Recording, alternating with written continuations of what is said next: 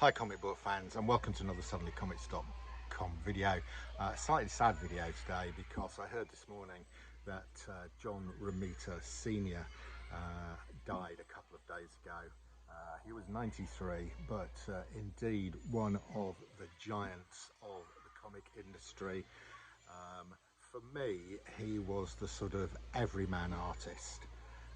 So after Steve Ditko left Marvel, fell out with Stan Lee and left Marvel, Stan Lee realised that the relationship was getting a bit rocky, and he had poached John Romita from DC, where John had been doing romance comics for about 8 years. I think he met him in a restaurant and he asked him to do a sketch of Daredevil, and John did him a sketch of Daredevil while they were in the restaurant. Stan loved it and took him on, not initially on Spider-Man, he took him on initially on Daredevil. I think it was Daredevil issue 12. Now, just by pure coincidence, over the weekend I was doing some preservation work on Daredevil 16. If you haven't watched that video, go and check it out. I will put a link below to that one. And here is now my copy of Daredevil 16. This is John Romita's first artwork on Spider-Man, and effectively Stan was trying him out to see if he was good enough to replace Steve Ditko as the main Spider-Man artist. So John Romita Sr. I've got here a number of John Romita Sr. covers. These are just ones I've picked out of my collection. Some of them are my favourites, some of the ones just picked out. But this one is now close to my heart because I have saved it from the mould. Quite nice. I might get this CGC graded. So there we go. So John Romita only did about 8 issues of Daredevil, but while he was on Daredevil, he improved the sales significantly. I mean, his artwork is very inclusive, I think. Here is number 17. These are nice Pence copies. Here is number 18. This is the first appearance of the Gladiator. So there we go, John Romita doing the cover here with Daredevil and Gladiator. Great cover, I think.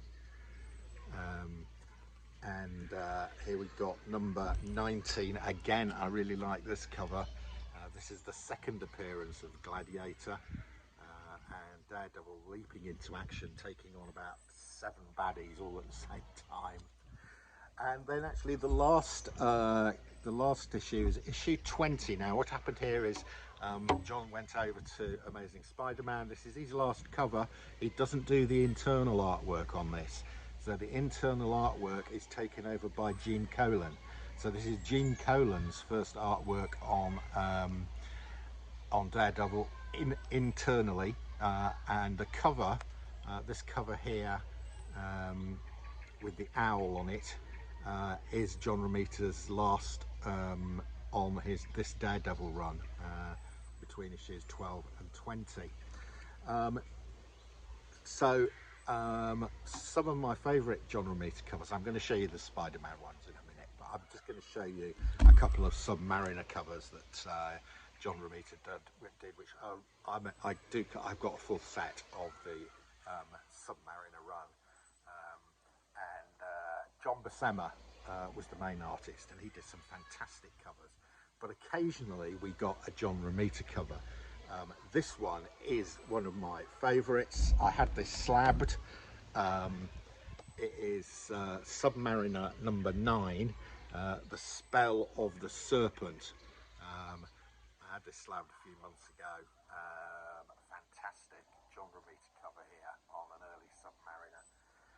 And one of my other favourite John Romita covers on Submariner is this one. It is just brilliant. The Day of the Dragon. That's Dragon Man, and that's John Romita Sr. artwork. Brilliant. Right, so we can't go any further now without talking about Spider-Man. As I said, for me, John Romita Sr. sort of defined Spider-Man. He sort of filled him out, and I think John Romita Sr. was the sort of, as I've said before, the everyman artist. I mean, most people, my generation, maybe the next generation and previous generation, to them, the sort of run from where John Romita started, 39 through to all, through into the early hundreds, all John Romita, introduction of Mary Jane, introduction of the Punisher, introduction of Kingpin, all drawn by John Romita Sr. So one of my favourites, it's the first one. Taking over from Steve Ditko, here's John Romita's first cover work, first work on Amazing Spider-Man in Amazing Spider-Man number 39. Yeah, before this it was Steve Ditko. Stan Lee had done his succession planning and replaced Steve Ditko with John Romita Sr. Stan Lee knew his stuff. I mean, if you're going to replace Steve Ditko with somebody, John Romita Sr. is not a bad bleeding choice as far as I'm concerned.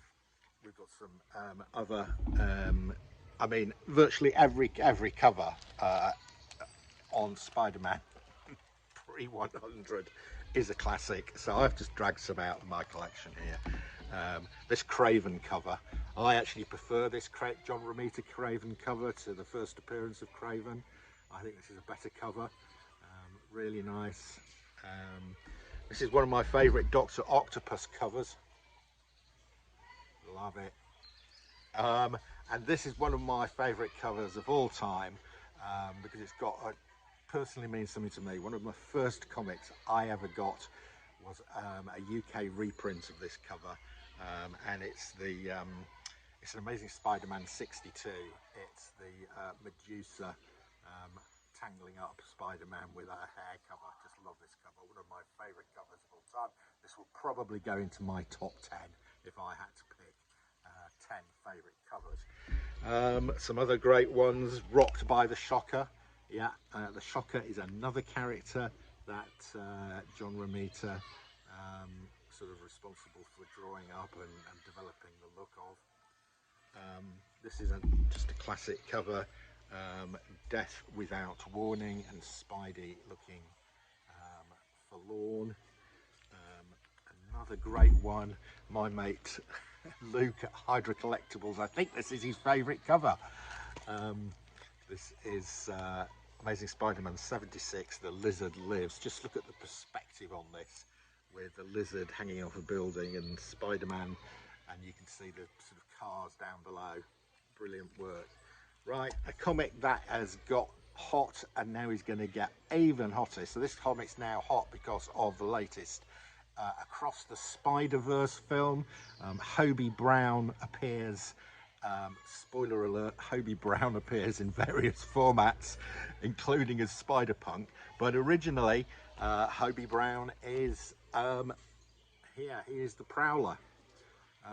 Yeah, so this is the Prowler's first appearance. Now, interestingly, this is John Romita Jr.'s first credits in here, because apparently the Prowler was based on some story that John Romita Jr. told John Romita Sr.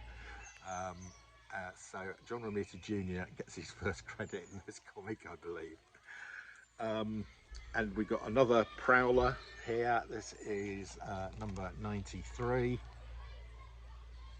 Okay, right, finally, I mean, everywhere you look across Marvel for 20 to 30 years, John Romita Jr. was doing covers. And I'll just pick one out at random. Here we go. This is Marvel Team Up number 10. And we've got a great Kang, Spider-Man, Human Torch. I mean, look at the way look at the dynamism in that drawing he's done of the Human Torch. This guy can draw. I don't think there's any dispute about that. He did become Marvel's art director for, I can't remember how long, 20 years, something like that. He did retire. He was 93 when he died. I think he retired in 1996, but did come back and do the occasional thing. So there you go. There's my little tribute to John Romita Sr. Rest in peace. That's your lot. See you again soon.